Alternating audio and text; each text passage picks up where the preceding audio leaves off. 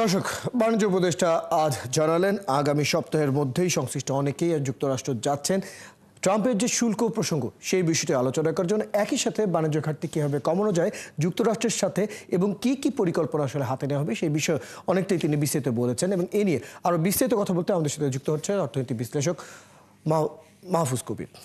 Doctor Mahfuz কবির, আপনাকে স্বাগত জানাচ্ছি অর্থযোগের আজকের আলোচনা। প্রথমে যেটি জানতে চাই, এই যে সিদ্ধান্ত আমরা শুনলাম, বাণিজ্য উপদেষ্টা বললেন যে সাম্প্রতিক সময়ে নানা ধরনের পরিকল্পনা আসলে হাতে নেওয়া হচ্ছে যাতে কি করে এই যুক্তরাষ্ট্রের যে সাম্প্রতিক শুল্কারোপ যে প্রসঙ্গ সেটি আসলে সামাল দেওয়ার নানা পদক্ষেপের কথা তিনি উল্লেখ করেছেন।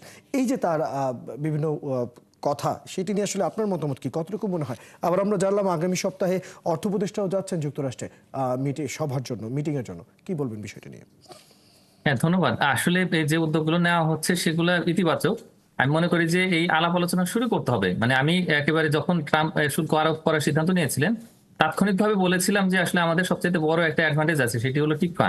এবং টিকফাতে কিন্তু যে ইউএসএ সাইড থেকে রিপ্রেজেন্ট করেন তিনি কিন্তু এসটিআর, মানে তিনি মার্কিন যুক্তরাষ্ট্রের বাণিজ্য প্রতিনিধি। এবং বাংলাদেশের দিক থেকে তো বাণিজ্য মন্ত্রণালয় হচ্ছে একদম ডিরেক্ট কানেকশন আছে এখানে। এটা কিন্তু সবার সঙ্গে নেই, মানে সব দেশের সঙ্গে টিকফা যেহেতু নেই, তো আমাদের যেহেতু সুযোগটা রয়েছে, তো সেই সুযোগের মাধ্যমে আলাপ আলোচনা শুরু করতে হবে। মাননীয় প্রধান উপদেষ্টা যে চিঠি লিখেছেন, চিঠির মধ্যে কিন্তু পরিষ্কার ভাবে আছে যে তিনটি পদক্ষেপ আমরা গ্রহণ করব।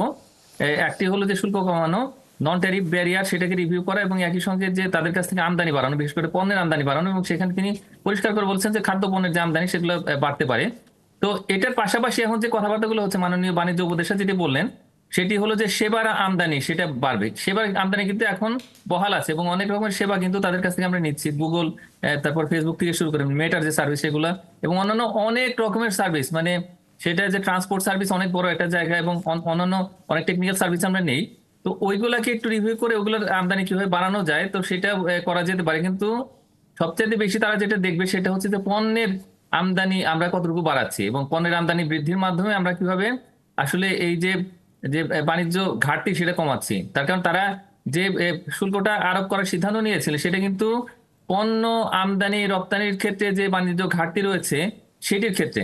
এখানে কিন্তু সেবার বিষয়টা মুখ্য নয়, যদিও সেবাটা হয়তো আমাদের একটা সুবিধা দিতে পারে, কিন্তু আমাদের পরিষ্কার ভাবে মার্কিন যুক্তরাষ্ট্র থেকে পণ্য আমদানি বাড়াতে হবে।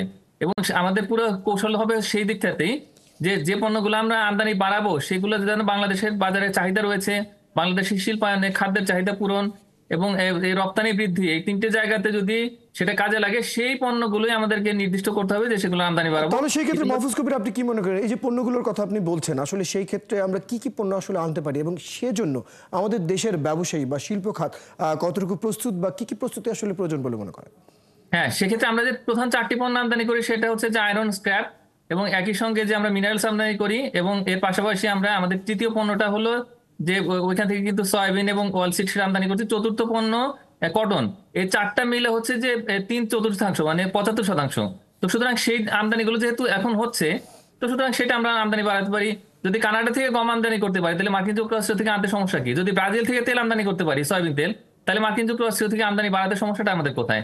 খরচ তো একই পড়ে, পরিবহন খরচ এবং অন্যান্য যে সমস্ত খরচগুলো। তো সুতরাং এই জায়গাগুলোতে আমাদের লেভারেজ রয়েছে এবং সেটা আমাদের আমদানি বাড়াতে হবে। আমরা যে প্রস্তাবটা দিয়েছি যে সেমিকন্ডাক্টর, তারপরে একই সঙ্গে যে আমাদের হেলথ ইকুইপমেন্ট, মানে মেডিকেল ইকুইপমেন্ট, এবং এর পাশাপাশি আমরা যে অন্যান্য যে সমস্ত পণ্য সেগুলো আমদানি বাড়াবো, বিশেষ করে গ্যাস সিলিন্ডার। তো তো সেই জায়গাতে আমরা কিন্তু আরেকটু রিভিউ করতে পারি যে কোন কোন পণ্য আমাদের এখানে চাহিদা বেশি রয়েছে, শিল্পায়নের জন্য প্রয়োজন, ইলেকট্রিক্যাল, ইলেকট্রনিক্স। তো সেই জিনিসগুলো আমরা আমদানি বাড়াবো, তাদের সঙ্গে আমাদের বিনিয়োগের সম্পর্ক সেটা সংহত করবো। তো সেইভাবে করে কিন্তু আমরা খুব সহজেই অল্প সময়ের ভিতরে তাদের সঙ্গে যে বাণিজ্য সম্পর্ক সেটা বাড়াতে পারি, বাণিজ্য ঘাটতিটা কমাতে পারি। এবং তাইলে কিন্তু আমরা এত হলো পণ্যের পরিস্থিতি। আজ কিন্তু বাণিজ্য উপদেষ্টা সেবা খাতের কথাও কিন্তু তিনি উল্লেখ করেছেন। আমেরিকান বেশ কিছু পণ্য রয়েছে যেটি আমরা ব্যবহার করি। আমরা যদি সোশ্যাল মিডিয়া, ফেসবুক, ইনস্টাগ্রাম থেকে শুরু করে আমরা যদি ক্রেডিট কার্ড বা বিভিন্ন ধরনের ব্যাংকিং সার্ভিসের, অনলাইন সার্ভিসের কথা যদি বলি, তিনি সেটা উল্লেখ করে বলছেন সেই সেবার যে কথাটি রয়েছে, সেবার যে ব্যবহার আমরা করছি সেটি আসলে খুব বেশি স্পষ্ট নয়। বিষয়টি নিয়ে তিনি বলছিলেন, আপনি কি বলবেন এই বিষয়টি নিয়ে? আসলে সেবার ক্ষেত্রে যে সেবাগুলো আমরা আমদানি করে থাকি বা রপ্তানি করে থাকি সেই বিষয়টি নিয়ে আসলে কতটুকু এগিয়ে যাওয়া যেতে পারে? আমি মনে করি না যে এখানে আসলে খুব একটা কিছু করার আছে। তার কারণ এই সেবার বিষয়টা কিন্তু এই যে শুল্কের হার নির্ধারণ সেখানে তেমন কোনো ভূমিকাই ছিল না। মানে তারা পরিষ্কার ভাবে যে আমাদের পণ্য আমদানি রপ্তানির ক্ষেত্রে যে তাদের যে ঘাটতি, সেই ঘাটতিটা হিসেবে নিয়েছেন।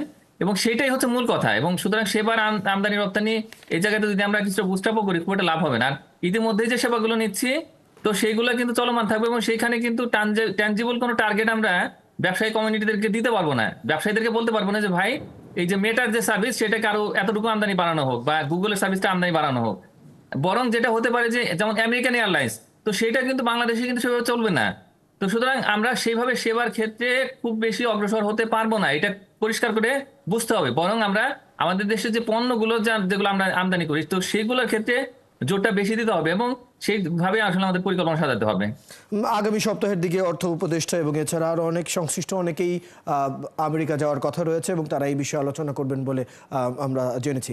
সেই বিষয়ে আপনি কতটুকু আশাবাদী একদম ছোট করে জানতে চাই। আমি মনে করি যে এখানে আসলে এনবিআর এর রোলটা বেশি, মানে এখানে অর্থ উপদেষ্টা এবং তার সঙ্গে যদি এনবিআর চেয়ারম্যানকে নিয়ে যাওয়া যায়, এবং এর পাশাপাশি যে বাণিজ্য উপদেষ্টা তিনি যাবেন, এবং এর পাশাপাশি এক দুইজন যদি এক্সপার্টকে আমরা নিতে পারি, যদিও আসলে এই টিকফার যে আলোচনা এবং ইউএসটিআর এর সাথে যে আলোচনা সেখানে আসলে অফিসিয়াল রিপ্রেজেন্টেটিভ থাকার কথা।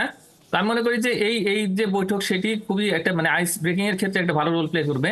তো এবং 9 তারিখের আগে তো একটা মিটিং হয়েছিল, কিন্তু এখন যে পুরো সংগঠিত ভাবে সুন্দরভাবে যদি আমরা আমাদের প্রস্তুতিগুলো তুলে ধরতে পারি এবং তাদের কাছে জানতে চাইতে পারি যে তারা আসলে কোথায় কোথায় আসলে আমাদের যে উদ্যোগ সেগুলো দেখতে চান, তাহলে আমি মনে করি যে বলটা রোল করবে এবং তারপরে আমাদের পরিকল্পনাগুলো সেভাবে সাজাতে হবে। ধন্যবাদ। বেশ কিছু বিষয় আমরা আপনার কাছ থেকে জানতে পারলাম। ধন্যবাদ আজ সময়টুকু দেওয়ার জন্য।